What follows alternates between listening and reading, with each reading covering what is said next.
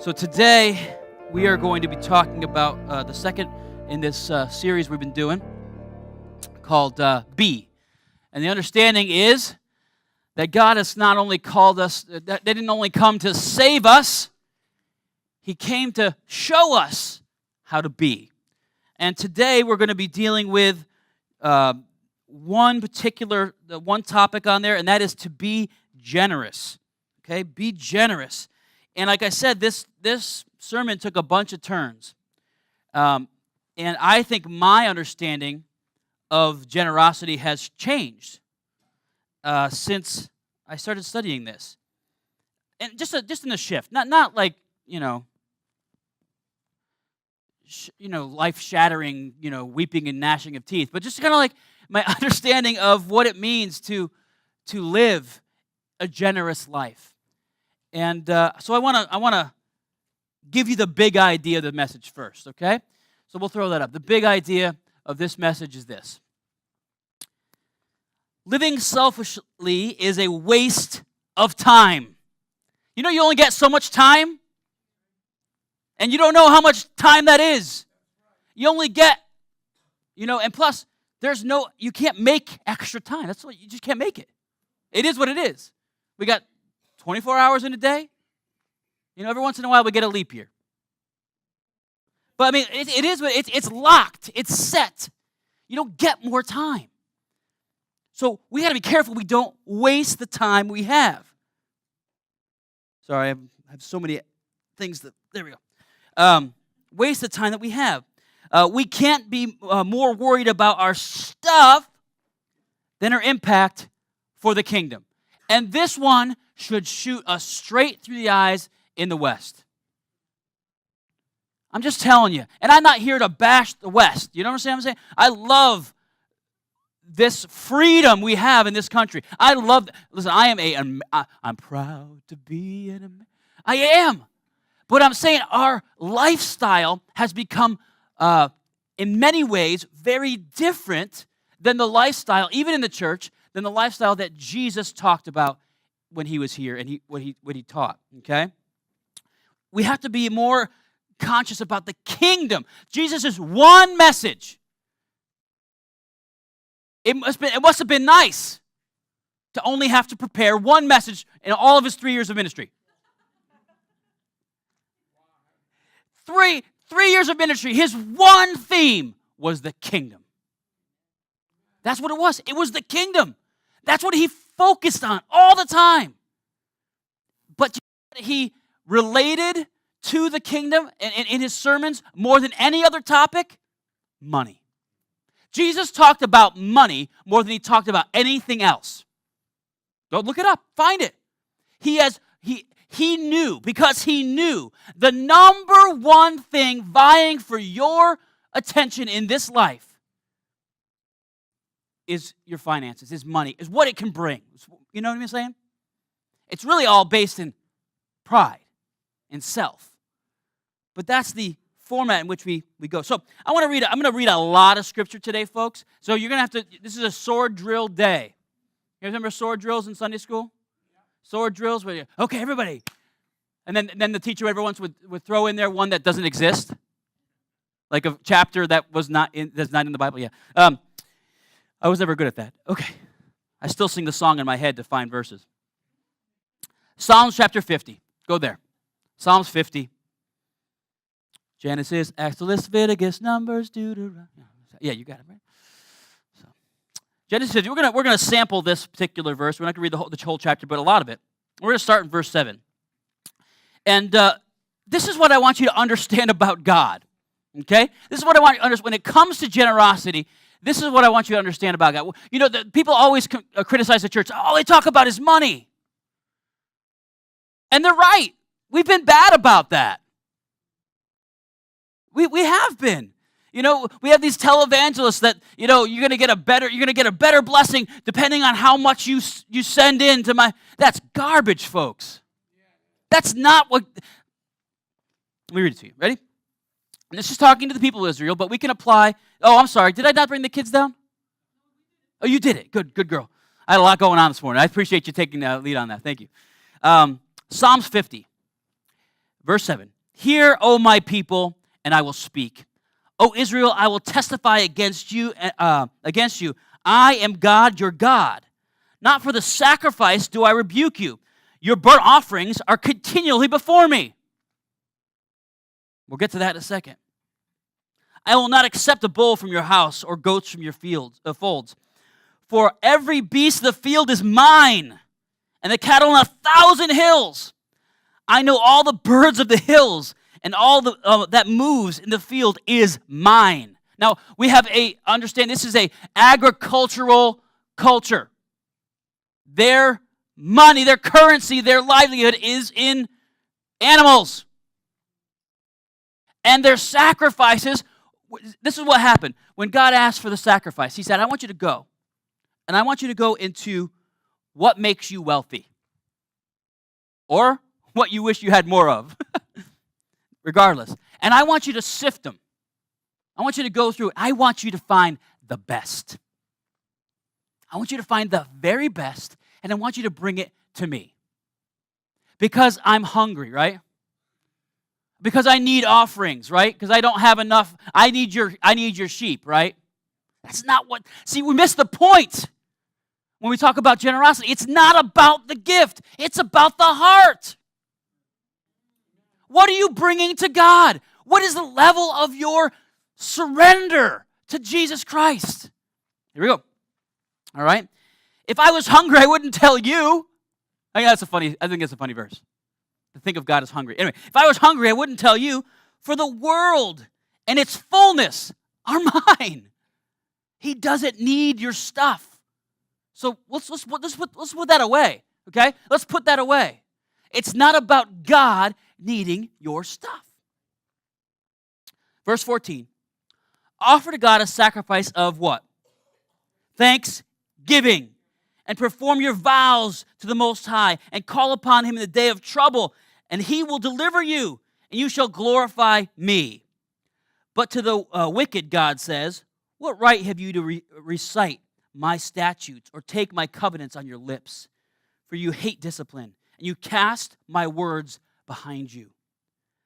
You know what that's talking about? Religion. The Israelites were going in and they were sacrificing. He said, your sacrifices are always before me. That's not the problem. The problem is you don't love me. You're doing it out of routine. You're doing it because you feel like it's going to make your life better. You're feeling like you just want to be seen by people, or what? There's so many reasons.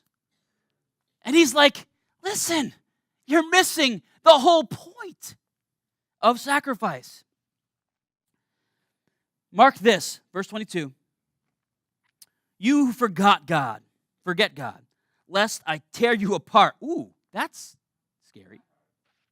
And there be none to deliver. The one who offers thanksgiving as his sacrifice glorifies me. That's generosity. That's giving with the proper heart. To one who orders his way right, I will show the salvation of God. This is totally off my notes. There was this guy in the New Testament, his name was Cornelius. And he was the Bible calls him a just and upright man who was generous in his offerings and to the poor. And you know what happened to that guy? He was praying, and an angel came to him and told him, go send for Peter, because I want to show you who I am. This guy is basically living out this verse. The one who orders his ways rightly, I will show the salvation of God. It's about your heart. Now, this is going to hurt. Here we go. The church has become a tool of sin management. The church has become a tool of sin management. I want to know just how close we can get to the line without crossing over instead of living an extravagant life of surrender. That's sin management.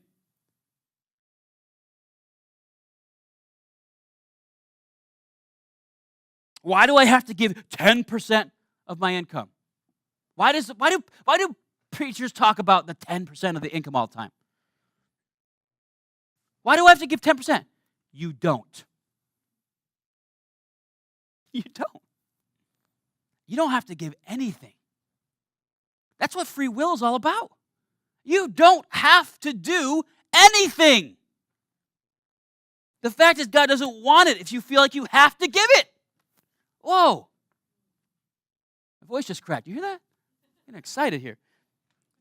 But why wouldn't you want to obey His word and support the work of the church that is His tool for bringing people to salvation and building the kingdom?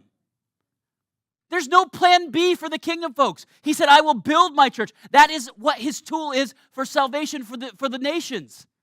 That's it. There's no plan B.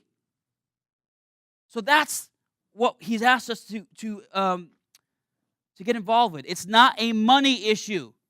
It's a heart issue. It's really, for all of us, it's a submission issue. It's a submission issue. All right. Matthew chapter 19, open up. Matthew chapter 19.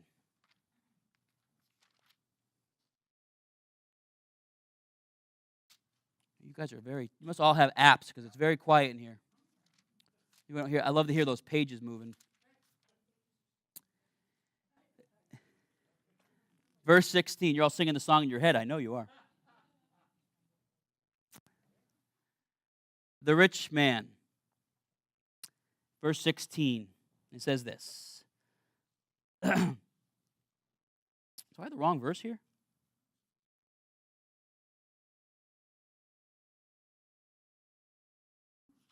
I think I gave you the wrong verse.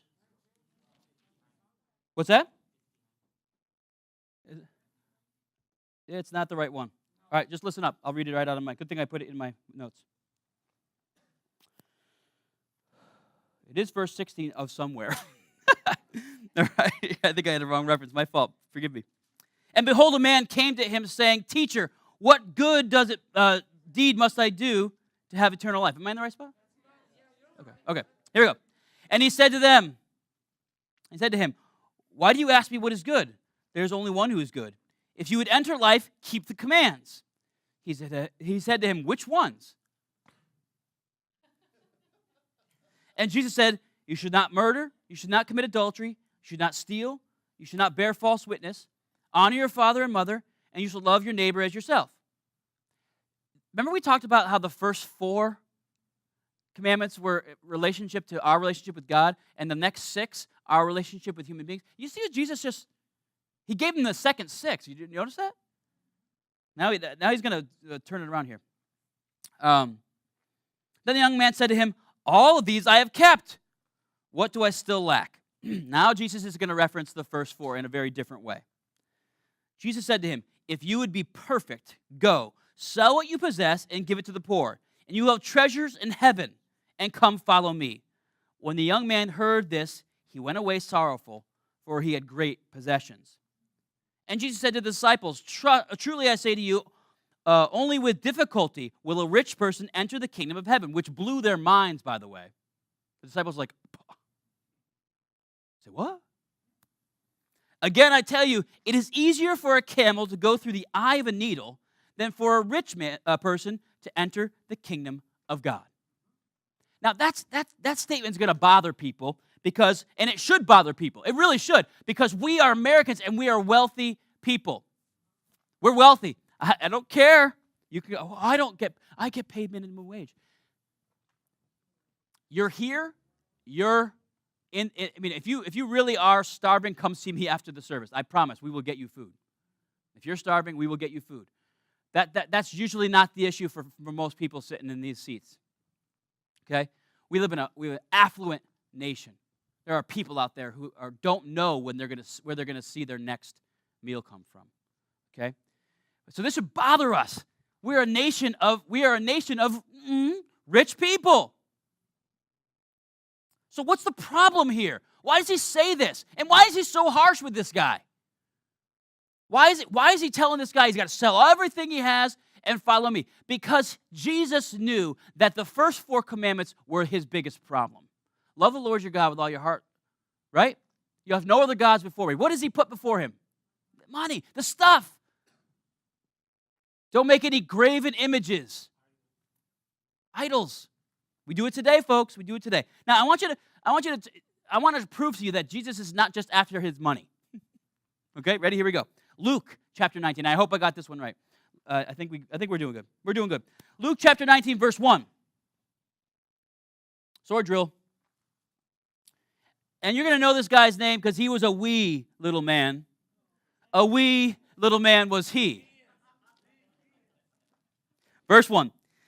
He, Jesus, entered Jericho and was passing through, and behold, there was a man named Zacchaeus, Pee-wee. And he was a chief tax collector and was rich.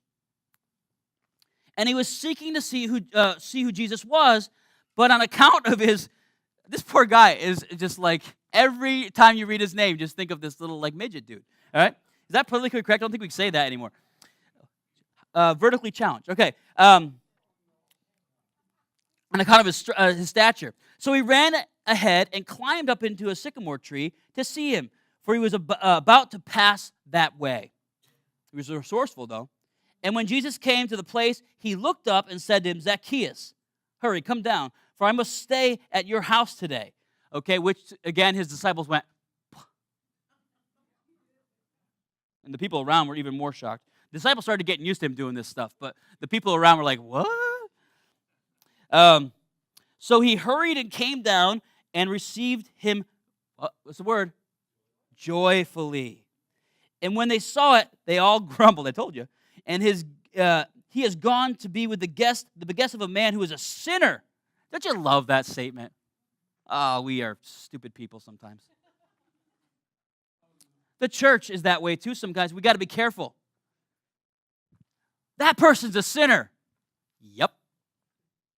I hope you've taken a long look in the mirror recently, because so is that one.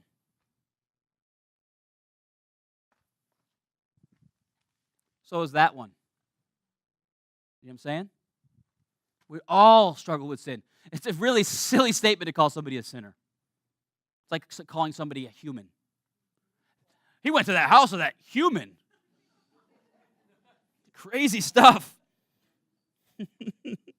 And Zacchaeus stood and said to the Lord, behold, Lord, the half of my goods I'll give to the poor. Okay? Half. Did you see the amount here? The rich young ruler was told to give. Oh, Zacchaeus is here. Here we go. Half of my goods I give to the poor, and if I've defrauded anyone of anything, I restore it fourfold. And Jesus said to him, today salvation has come to this house, since he also is a son of Abraham. For the Son of Man came to seek and save the lost. It's very interesting. And in the story, these are like right next to each other. He meets the rich young ruler, and then he goes to Jericho, and he meets Zacchaeus. They're very close in keeping with one another. And he's dealing with two rich men. And the ask is very different. In fact, Jesus doesn't ask anything, which is kind of part of the point, right? I want you to, you don't have to go back there because this would be really sword drillish here. But we're going to look real quick at Leviticus chapter 6. And I just want to read why Jesus references him being a son of Abraham. The Lord spoke to Moses, saying, if anyone sins and commits a breach of faith against the Lord by deceiving his neighbor in a matter of deposit or security or through robbery, skip ahead. If he has sinned and has realized his guilt and restore what he took, he shall restore it at full and shall add a fifth to it and give it to him whom it belongs. You see what Zacchaeus does? Zacchaeus knows the law. He knows that he's under judgment. He's saying, I am a sinner. I really have sinned, and I know the punishment. And what does he do? See, the law says a fifth more. So let's take $100. You stole $100 from somebody. You defrauded somebody $100. Take a fifth. That's adds a $20 bill to it. So you have to owe that guy $120. Okay? And then you're clean under the law. But Zacchaeus says, I'm going to give 4 times. So take $100 and make it 400. Do you see? But it's not about the money. It's about the heart. He didn't go to him, hey, Jesus, what do I got to do? I've done all those things. What else I got? What else you got for me? Come on. That's arrogance of the rich young man. He's like, what else you got for me? Well, if you really want to know, go sell your idols. Go throw away your securities. Go throw away the things that you prize above God. And come follow me. And I guarantee you riches in heaven. Jesus didn't even get to that point with Zacchaeus. He didn't have to give Zacchaeus a lecture. He didn't have to go, Zacchaeus, you've been a very devious little man. A wee little man are you. You've been bad, Zacchaeus. What are we going to do about it? I say we do 4 times. How about 4 times? Okay, Jesus. Didn't even get there, folks. Zacchaeus is like, I got to make if I'm going to give half of what I have to the poor. Not because that's going to make me better, but that's what I want to do. Because I've lived my life with money being the idol, the God to me. I lived my life this way, and I need to shift my focus and surrender to God. And how about this, Jesus? I give half of it, and if I've defrauded, and I know I've defrauded people. I'm sorry about that. I'll give, I don't know, what's the law? 4 times.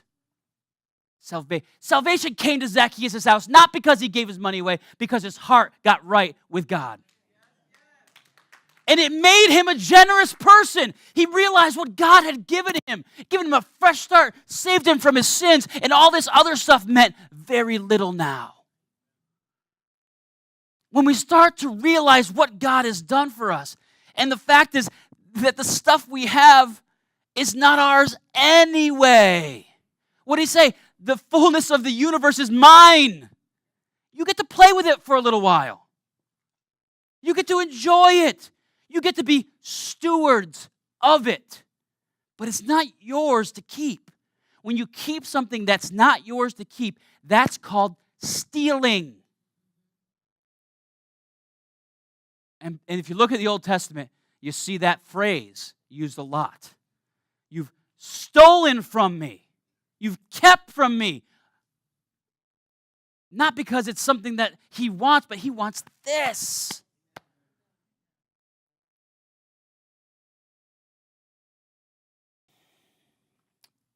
Now we're going to go back to the rich young ruler story in Matthew 19. And the disciples get all worried when Jesus says, it's easier for a rich man, it's easier for a camel to pass through the eye of a needle than a rich man to inherit eternal life. And the disciples' jaws drop. You hear the clunk on the floor. Because they equated the blessing of God with material wealth. So if you saw a poor person, you automatically realized that somehow, either in their life or in their parents' lives, there was some deep-rooted sin. And this is the judgment. Their poverty is the judgment for that sin. And if you saw a rich person, right, you automatically said, wow, they must be holy and righteous and just. I wish I could be like them. Because God has blessed them financially. And another passage that blows his mind, he says, you must do what the religious leaders and the teachers of the law tell you to do, because they sit in Moses' seat. But do not do what they do. You must do what they say, but don't do what they do. He's saying these people that you're looking up to as being, so righteous because God has blessed them and they've had these positions of honor and all these things. Look at their lives. Are they consecrated to God? Are they really consecrated? Have they surrendered their heart to Jesus, to God at that point? But have we surrendered our heart to Jesus? So let's go on. He says, but Jesus looked at them and said, with men, this is impossible. And I love this. But with God, all things are possible. I'm going to ask him someday to do it. When we get to heaven, say, hey, I need to see that camel through the needle thing.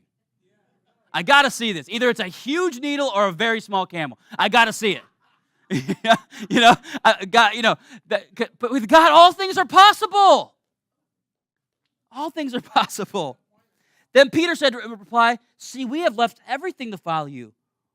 What then will we have? And he's talking about he's probably confused a little, but obviously his heart's in the right spot because God didn't call him the devil again.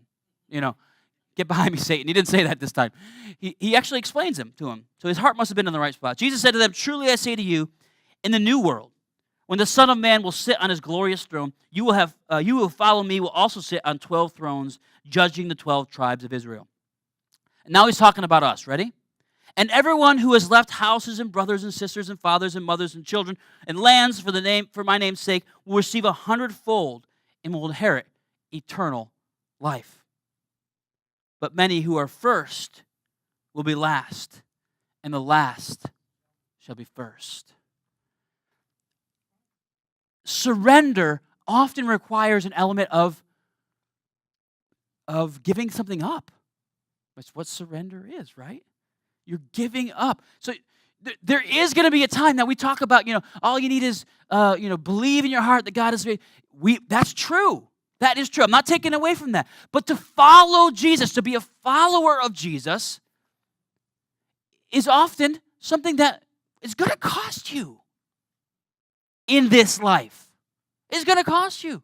There's countless stories of missionaries who's given their lives for the kingdom, for the message of the cross. There are people who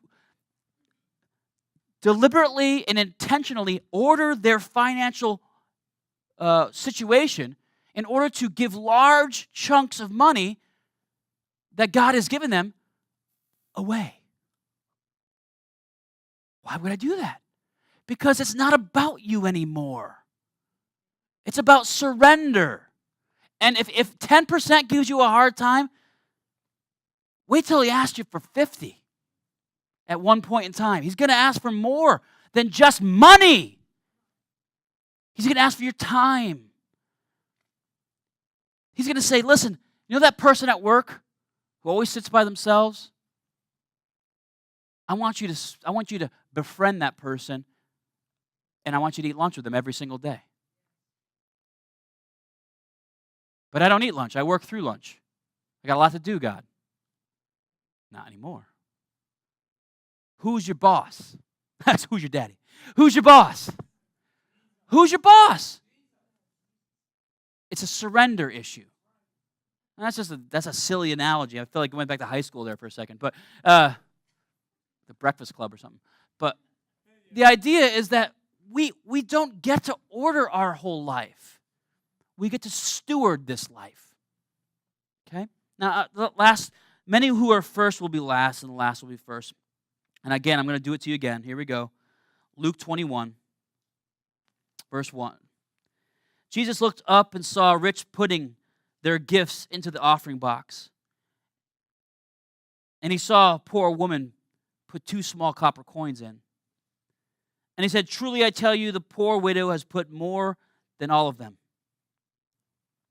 For they all contributed out of their abundance, but she, out of her poverty, put in all she had to live on.'" Again, he's praising the woman that everybody around would have said, she must be a sinner. She's in her financial situation shows and proves that God is judging her for something. And Jesus just turns it on his head. He says, no. She loves much because she gave everything. There were these copper basins in the temple court that were for giving offering. And they were kind of scattered around. So what would happen is these people would come, and they would stand there, and they would throw coins in. Clink, clink. And they would have a large amount of coins, and they would just do it for a long period of time, one at a time. Instead of just putting the whole bag in, they would, and this is what would happen. And Jesus is watching this, and he's going, oh. Guys, they're missing the point. And then this poor little woman comes up, and she drops 2 coins in. And she has to walk away because there's no more to give. And it's not that there's, and Jesus knows this, there's not that there's not more to, like, discretional wealth for her to give. That's it. She has no idea where the next payday is coming from. She has no idea where her next meal is coming from. The only thing she knows is where she's getting it from. And that's God. She's in complete surrender. And she will stand before the rich young ruler someday. Many of the last will be first, and the first will be last. John 9:23. I told you I had a lot of verses here, folks. Verse 23 through 25. And he said to all, if any would come after me, let him deny himself and take up his implement of torture daily and follow me. Ouch. Ouch. I'm just going to say it. These are the kind of things that cause people to leave Jesus' ministry.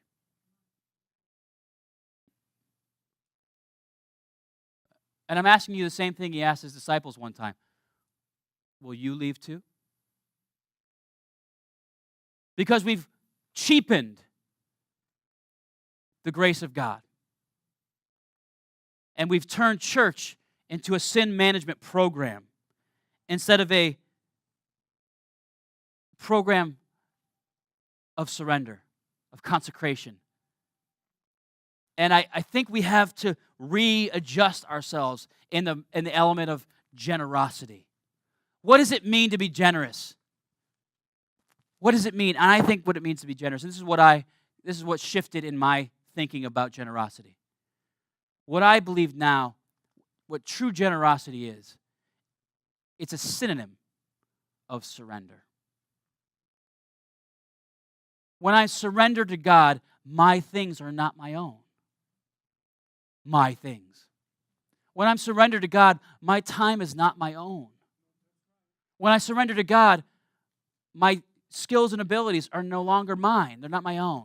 They're God's. So I don't have to worry about holding on to them tightly because I don't own them in the first place. God is my provider. God is my redeemer. God is my sustainer. And He will be the one that I have to stand in front of at the end of all things. And I have to make sure that my life is not lived for this life, but is lived for the kingdom. Now, what I say is not live for this life, and I should say only, because we live for the kingdom now and for eternity. So the things you do now make ripples into eternity. And Jesus said, if you give a cup of cold water in my name, if you give a cup of cold water, if you're generous with something as small as a cup of cold water, with the right heart and the right attitude, things are going to happen. You're going to be rewarded in the next life, but you're going to be rewarded here too. It's so strange because we take the wrong. If I were to give maybe the 10%, the magical number, right? If I were to give that 10%, what would God do? Yeah, thank you. What's in it for me? Wrong heart, wrong attitude. Yeah, wrong heart. Because you know what we've done? We've looked ahead to the end of the story. And we know that God blesses those who are good stewards of His. So we start looking at those verses. Okay, so if I do this, then over here it says, I'll get this, and He'll open up the windows of heaven. Oh! Still wrong attitude. Still wrong. If He never opened up the windows of heaven for you, would you surrender to Him? Jesus asked, will you leave me too? Because of the hard things that I'm saying to you today. And I have to put that question to you too. It's not all easy and gooey, happy, grace-filled stuff. There's, when we come to Christ, to follow, to be a disciple of Jesus Christ is going to cost. And if you believe it's worth the cost, you'll stay. You'll say the same thing the disciples said. Where will we go, Lord? For you have the words of life. But you have to make that decision. So I want generosity. I don't want you to look at the church as being this thing that's constantly asking for money because we don't want to do that. I believe that God is the God who the whole universe is his. He's got cattle on 1,000 hills. If he wants his church to be here and we're faithful to the calling that God has us, he's going to provide. I'm not worried about that. I'm worried about my heart. I'm worried about your heart. Where are you today? Are you in the mode of full surrender? Can you hold the things that you have and that you own with open hands, ready for the King of the universe to ask you to do something with it? And it could hurt a little bit. I'm not. Our flesh, our nature is, that's gonna sting a little bit. I tell you what, though, it gets easier every time. When we surrender, when we get used to this surrender process, it gets easier every time. And I'm still working on it, folks. Please, I'm not standing up here like I'm Mr. Surrender. It still hurts sometimes.